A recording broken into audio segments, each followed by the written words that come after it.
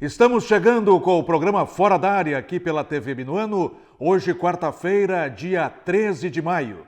Venha conosco e confira as seguintes atrações. Bernabé brilha e Inter avança. Lateral argentino vive fase artilheira no Internacional. Noite de Copa no Alfredo Jaconi. Juventude recebe o São Paulo em busca da classificação às oitavas. Com vantagem, Grêmio busca a classificação à próxima fase da Copa do Brasil. Tricolor joga fora após vitória por 2-0 no jogo de ida. Começa hoje a Copa FGF. Competição movimenta o futebol gaúcho. Tudo isso e muito mais você acompanha conosco aqui no programa Fora da Área.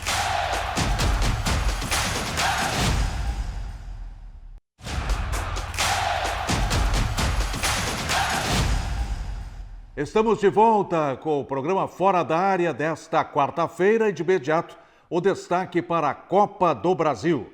Ontem o Internacional venceu o Atlético por 3-2 no Beira-Rio e se classificou à próxima etapa. Outros dois times gaúchos também vão disputar ainda o jogo de volta. Logo mais à noite, o Juventude enfrenta o São Paulo no estádio Alfredo Jaconi em Caxias do Sul a partir das 19 horas e amanhã também às 19 horas o Grêmio joga em Aracaju contra o Confiança. O Internacional já havia ganho o jogo de ida e ontem voltou a vencer o Atlético, mais uma vez por um gol de diferença. Borré abriu o placar. Ian Lucas está empatando para o Atlético. Depois, Alex marcou o segundo gol do Internacional. Ian Lucas, de novo, empatou para o Atlético e o gol da vitória do Bernabé. Placar final, Internacional 3, Atlético 2. Borré, mais uma vez, voltou a marcar e falou para a TV Inter sobre a classificação. Es importante poder seguir marcando, poder seguir ayudando al equipo. Yo creo que la clasificación nos llena de mucha alegría, nos llena de felicidad, era lo que queríamos, lo que buscábamos. Creo que como grupo, como equipo tenemos muchas cosas que mejorar, pero yo siempre digo que es importante resaltar cosas buenas y lo bueno del partido de hoy fue que nos pudimos reponer, cuando nos empataron el partido, poder reaccionar y volver a ponernos arriba y tener esa confianza de ir a buscar el resultado. Y bueno, yo creo que eso es rescatable, así que para lo que viene va a ser muy importante eso, tener esa mentalidad de salir a buscar los partidos incluso en la dificultad. Ele voltou a marcar ontem. Bernabé, mais uma vez, foi destaque na vitória do Internacional. Veja aí os números recentes do jogador na temporada. Alexandre Bernabé já atuou em 22 partidas em 2026, com 7 gols e 3 assistências. Tem sido, então, um dos pilares do técnico Paulo Pesolano nesta temporada. Aliás, o Paulo Pesolano analisou o resultado de ontem e também o que o Internacional pode ainda melhorar no sentido de que a defesa está sendo vazada com frequência. Tuvimos erros individuales, erros colectivos, sin duda. Cosas para melhorar. Hay lo positivo que ganamos los dos jogos. No es fácil ganar los dos jogos. Você sabe, la Copa do Brasil, sea contra quien sea un time de segunda división, sea contra quien sea, você sabe, no es fácil ganar los dos jogos. Ganamos primero. Hoy si veníamos ganando podíamos hacerlo mejor. Más solo nos complicamos un poco, solos, con pequeños errores. Mas nada, ya estamos pensando en el sábado. Clasificamos ganando los dos jogos. No todos los times van a ganar los dos jogos como ganamos nosotros. Mas sí tenemos que mejorar cosas individuales y colectivas, sin duda. Assim mesmo, não se assusta. Y, gente, es lo que siente la torcida. Pronto, Roger tiene que tener la personalidad como la tiene y revertir eso. Otros jugadores tenemos vallas y hoy son jugadores muy queridos por la torcida también. Entonces, son juegos, son momentos particulares de un jugador. Así que nada, para frente. Tenemos que estar mucho más ligados. No somos un time para estar desligado. No tenemos que estar al 100%, estamos al 99%, acontecem essas coisas. Pronto. O comunicador da Rádio Grenal, que participou da transmissão ontem, Ale Dornelles, fala sobre a classificação e o Internacional segue em frente na Copa do Brasil. Salve coloradagem, o Internacional conseguiu se classificar para as oitavas de final dando uma cochilada. durante o jogo, né? Era importante a gente passar para a próxima fase da Copa do Brasil. O Inter conseguiu fazer 3 gols, com destaque para Alexander Bernabé, que foi o craque do jogo, 1 assistência e 1 gol. E o Alex, que recebeu a assistência do Bernabé, ficou cara a cara com o goleiro e não tremeu. Foi frio, calculista e conseguiu deixar o seu gol para o Internacional para garantir a vitória na partida de hoje. É uma graninha que vai entrar na conta do Inter, muito importante, né, para a instituição que recebe dinheiro ou consegue arrecadar dinheiro muito menos do que clubes como Flamengo e Palmeiras, mas uma quantia bem maior do que o nosso rival. Então todo o dinheiro que entra na conta é importante para manter o futebol vivo, sustentável e, quiçá, competitivo. Agora é reorganizar o time, ajustar alguns problemas que apareceram na partida de hoje, para que na partida contra o Vasco no sábado, o Inter consiga performar melhor, sem que cochile durante a partida e não sofra contra o adversário e some mais 3 pontos. Afinal de contas, nos últimos 12 jogos,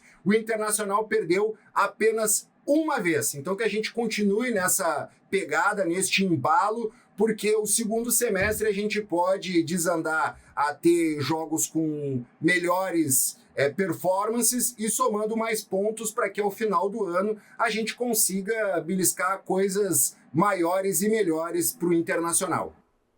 Hoje tem Juventude contra o São Paulo no estádio Alfredo Jaconi. Juventude em desvantagem, precisa de 1 gol para levar aos pênaltis e de 2 gols para se classificar no tempo regulamentar. Veja na tela o retrospecto do Juventude da competição. Até o momento, os jogos do Juventude. Em 2021, empatou com o Vila Nova na segunda fase e perdeu nos pênaltis.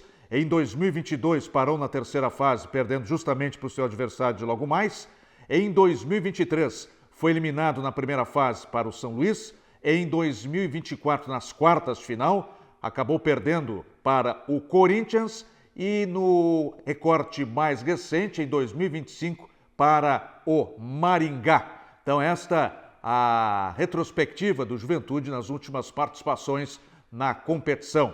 E o técnico Maurício Barbieri projeta o jogo de logo mais. A gente realmente não conseguiu fazer o jogo que gostaria no primeiro jogo, o jogo da ida, mas foi uma equipe muito valente, muito corajosa para segurar um resultado com um jogador a menos, equilibrado. E agora jogando em casa com a força do nosso torcedor, repetindo, espero que o frio continue e faça ainda mais frio, que o nosso torcedor compareça e nos apoie. Tenho certeza que a gente tem condições de buscar esse resultado contra o São Paulo, de fazer não só um gol, mas talvez até mais, e tentar classificar durante os 90 minutos, se não for possível durante os 90, que a gente consiga equilibrar o cara aí e levar a decisão para os pênaltis.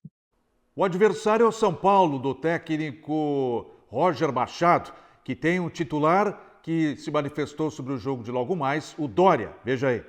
A gente não está feliz, então a gente tem essa chance. O bom do futebol é isso, né? Que em 2, 3 dias tem a revanche.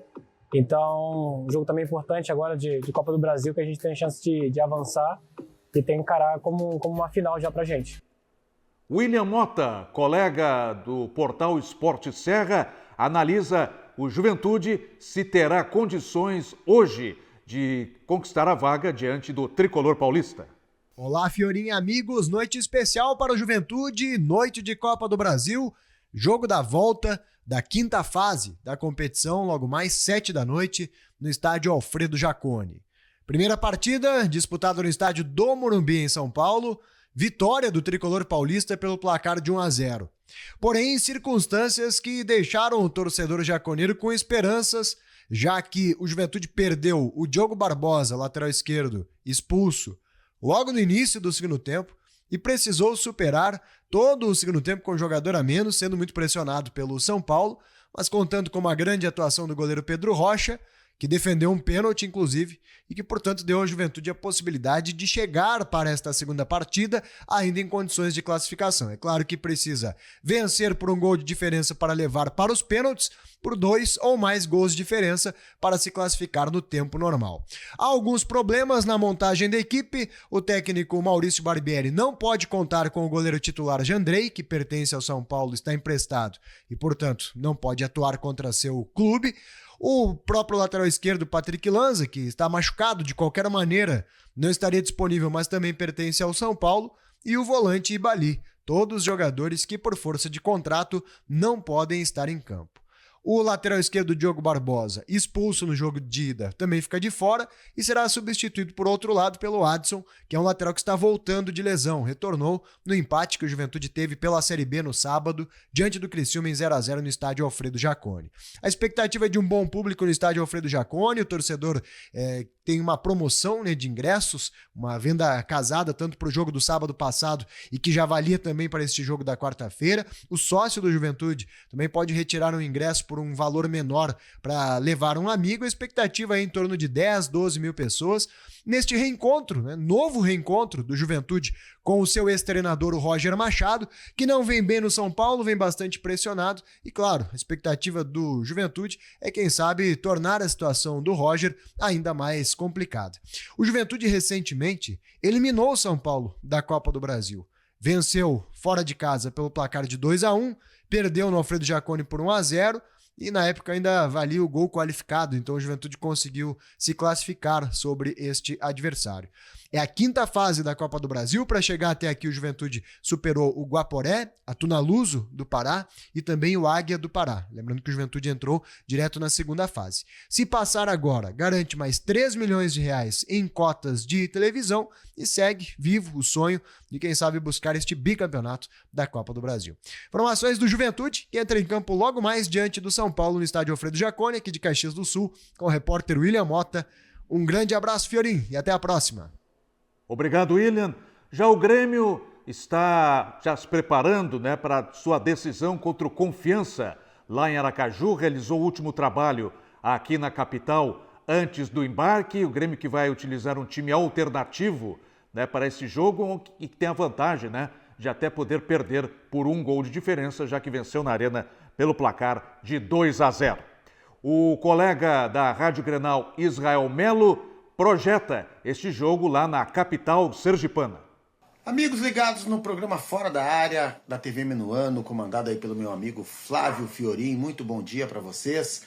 Eu estou aqui para dar um comentário sobre o jogo do Grêmio contra o Confiança amanhã, quinta-feira, 19 horas, lá em Sergipe, jogo de volta da Copa do Brasil. Eu sou Israel Melo, comunicador da Rádio Grenal, e o meu sentimento para esse jogo de amanhã é o seguinte: é o jogo para o Grêmio retomar a confiança, o jogo contra o Confiança, para retomar a confiança da torcida, porque essa confiança ficou totalmente estraçalhada. O orgulho de ser gremista foi dilacerado no último domingo após aquela partida vexatória contra o Flamengo, que terminou apenas 1-0 para o rubro-negro carioca, mas que dentro de campo a gente viu o Grêmio ser humilhado dentro da sua própria casa, dentro da arena. O Flamengo teve 80% quase de posse de bola, o Grêmio praticamente jogou todo o jogo no seu campo de defesa, parecia que o Grêmio não estava jogando em casa, parecia que não tinha 30 mil torcedores apoiando o tricolor. Então o jogo de amanhã contra o Confiança, além de valer uma classificação, que é muito importante, gera dinheiro para o Grêmio, vai uma classificação para a próxima fase, que são as oitavas de final, né? Eleva um pouco a moral do time, mas principalmente é o jogo para devolver a confiança para o torcedor gremista, devolver o orgulho que está ferido. O Grêmio está com o seu orgulho ferido, a torcida do Grêmio está chateada, ela precisa de um motivo de alegria. Perder para o Flamengo é normal. O Flamengo hoje é um dos melhores times da América, mas a maneira como o Grêmio jogou, a maneira como o Grêmio foi passivo dentro de campo, isso não pode acontecer nunca mais. Então, o jogo de amanhã contra o Confiança é para devolver a confiança tanto do time quanto do torcedor gremista. Eu acredito que amanhã o Grêmio vence por 2-0 e pelo menos por alguns dias devolve o ânimo para o torcedor tricolor. Abraço, Fiorim. Valeu! Agora a gente troca a chave e fala da Copa da Federação, a Copa Dunga. Hoje começa para os times do interior do estado. Veja aí os jogos desta rodada inaugural. Vamos ter às 15h em Gramado, na Vila Olímpica Gramadense Santa Cruz, às 19 horas no Bento Freitas Brasil e Guarani e às 20 horas na Pedra Moura, Grêmio Bagé e Farroupilha. O jogo das Castanheiras em Farroupilha entre Brasil e Monson ficou para o dia 20. A bola rola logo mais à tarde lá em Gramado para Gramadense e Santa Cruz. Confira Silmar Prestes, técnico do Santa Cruz, e o Gustavo Correia, técnico do Gramadense, projetando o jogo desta tarde. Aqui o treinador Silmar Prestes do Santa Cruz, falando um pouco da expectativa em relação à estreia do Santa Cruz na Copa FGF de futebol. Falar com nós, torcedores, que estamos muito confiantes, apesar de ser um jogo difícil contra o Gramadense fora de casa, mas estamos prontos para fazer um bom jogo lá fora e pontuar, né? Sabemos da importância que é pontuar fora de casa numa competição de poucos jogos, né? Então a gente tem que ir fora de casa e pontuar para depois trazermos 2 jogos em sequência para casa e consolidar uma boa posição na tabela para tentar buscar a classificação já quanto antes possível, né? Então, a equipe do Gramadense é uma equipe bem formada, com jogadores remanescentes do acesso do ano passado, jogadores da base também, que são jogadores que têm bastante tempo no clube, mas sabemos do potencial do nosso elenco, sabemos o potencial dos nossos jogadores que a gente trouxe, né, do nosso trabalho também, então estamos muito confiantes, falar para todo mundo que a gente vai lá para fazer um grande jogo e estrear com o pé direito. A gente projeta um jogo difícil diante da equipe de Santa Cruz, uma equipe tradicional no nosso estado, um ótimo trabalho, com jogadores de qualidade, mas a gente está confiante no nosso trabalho. A gente fez uma preparação de 40 dias, onde a equipe teve uma boa evolução nesse período e a gente espera hoje ter a tranquilidade para conseguir transferir para o campo tudo aquilo que a gente trabalhou e poder estrear com vitória, né, que é muito importante nessa competição, que é uma competição curta, então estrear em casa com vitória é fundamental. O Bagé enfrenta o Farroupilha, jogo de ex-campeões gaúchos, mas o Bagé trouxe nomes importantes aí para reforçar o time nesta temporada. Alencar Cavani, passagens pelo São Gabriel, Aimoré e Cascavel, está entre os reforços. Também um velho conhecido, já artilheiro do Campeonato Gaúcho, Michel Henrique, o Michel, passagens pelo Inter de Santa Maria, Cascavel, Avenida, Guarani de Bagé, Caxias, Brasil de Pelotas, Criciúma, São Luís e Ipiranga. E o nome mais recente também, que se junta ao elenco lá na Pedra Moura, o Rafinha Silva, que atuou também no Parintins, no Lajadense e no Barcelona de Ilhéus. Hoje, o duelo de Rodrigo Bandeira contra Bruno Coelho, Grêmio Bagé e Farroupilha no estádio da Pedra Moura. Olá, Fiorinho, tudo bem contigo? Prazer falar com o amigo. Bom, em relação à estreia na Copa Federação contra o Farroupilha, nós esperamos um jogo difícil porque é uma equipe que contratou bons atletas, né, tem um tempo de trabalho parecido com o nosso, né, estão mais ou menos há um mês em pré-temporada. Alguns jogadores que a gente conhece, que já jogaram por primeira e segunda divisão aqui no estado, por equipes de tradição. Contrataram jogadores de qualidade, contrataram o Walter recentemente, então é um clube que está procurando se organizar, mas é uma equipe com tradição, forte, e a gente sabe que vai ser um jogo de estreia bem pesado. Nós trabalhamos bem praticamente um mês agora de pré-temporada, né? Conseguimos ter a oportunidade de agregar o grupo de trabalho aqui, alguns atletas que chegaram recentemente com uma bagagem muito grande. Um deles é o Michel, centroavante que todo mundo conhece, mas além dele a gente tem alguns outros bons nomes. Então a chave é uma chave difícil, né? Clássicos regionais, e esse jogo contra o Farroupilha vai nos dar uma amostra do que a gente vai enfrentar. É em casa, mas a gente respeita muito o adversário. Trabalhei lá, sei como é que funciona, como é que eles se comportam numa competição, né? Qual é a ideia do clube também. E dentro de todo esse contexto, espero que a gente possa fazer uma boa estreia, que a gente tenha qualidade de jogo, que a gente consiga colocar coisas e situações que a gente trabalhou na pré-temporada, consiga apresentar no jogo. Então, é isso que a gente está esperando. Um jogo difícil, um jogo pesado, um jogo tenso por ser uma estreia, né? E procurar fazer o melhor possível dentro daquilo que a gente trabalhou, da condição que a gente pode colocar em campo e apresentar um jogo de qualidade, e ver se a gente é merecedor depois no final de sair com um bom resultado, que é o que a gente vai buscar desde o início da partida. Os amigos da TV Minuano, é um prazer estar conversando com vocês. Aqui é o Bruno Coelho, treinador do Grêmio Atlético Farroupilha. Falar um pouquinho aí da nossa preparação e da expectativa para a estreia. A nossa preparação foi quase 100% do que nós esperávamos, né? Conseguimos trabalhar bastante tempo, uns 2 meses antes dessa estreia, conseguimos fazer alguns jogos treino. Nós só esperávamos ter feito mais algum amistoso, né, contra equipes profissionais, não conseguimos, né, pela logística e a dificuldade financeira, mas chegamos muito perto do que nós desejávamos, conseguimos montar uma equipe competitiva, sabemos da dificuldade que vamos enfrentar na Copinha, né, que é um campeonato muito difícil, principalmente na nossa chave. Tem 2 equipes de Série D, né, estão disputando Série D, tem mais o Bagé, que é uma equipe tradicional.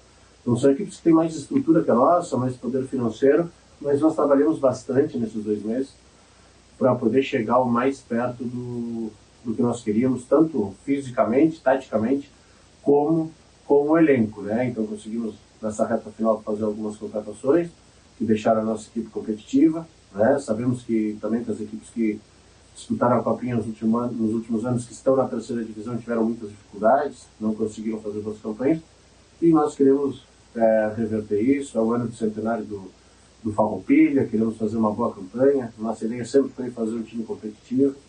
Conseguimos, né? Agora o resultado de campo já não depende mais de mim, né? Depende agora dos atletas, nem de mim nem da comissão, né? Depende dos atletas. Acho que conseguiremos fazer uma boa campanha. A expectativa para o jogo de hoje é que é um jogo equilibrado, vai ser um jogo difícil. Sabemos da equipe do Bagé, que é uma equipe competitiva, sabemos também que o treinador, o Bandeira, é um excelente treinador, um cara reconhecido no cenário estadual, mas nós vamos tentar começar com o pé direito, fazer o nosso jogo, para que tudo dê certo e nós possamos estrear com vitória. Um abraço, valeu! E para fechar, Brasil e Guarani no estádio Bento Freitas, Alessandro Teles, técnico do Guarani, Gilson Maciel, técnico do Chavante. É um prazer estar falando com você, aqui é o Alessandro Teles, treinador do Guarani de Bagé. Estreamos contra o Brasil de Pelotas, uma equipe forte, uma equipe que está no mesmo cenário nosso do Campeonato Brasileiro, né? Então já iniciamos a Copinha com um jogo duro, esperamos fazer uma grande apresentação e assim voltar com um resultado positivo para o Bagé. Fala, Fiorinho, prazer falar contigo. Realmente hoje começamos a nossa caminhada na Copa FGF, né? Buscamos o bicampeonato, entramos para buscarmos esse objetivo. Estamos vindo de uma semana muito difícil, muito pesada, né? 2 jogos na Série D e a decisão da Recopa. E a gente precisa ter uma recuperação e a gente agora tem esse jogo muito difícil hoje contra o Guarani, né? A gente sabe que será um jogo de muitas dificuldades, mas a gente está preparado, armou a melhor formação para esse jogo. A gente sabe que do outro lado também tem uma equipe que vem buscar seus objetivos, mas dentro do Bento Freitas, com a ajuda do nosso torcedor, a gente é muito forte, a gente tem que ter atenção para buscarmos uma performance boa, né? Que a gente consiga ter um rendimento melhor que nos últimos jogos e que a gente consiga o nosso objetivo, que é a vitória. Então, queremos iniciar essa nossa caminhada com um grande desempenho para que a gente consiga o nosso objetivo, que é uma vitória frente ao nosso torcedor. É um prazer falar contigo. É isso. A gente se vê no próximo programa. Tchau.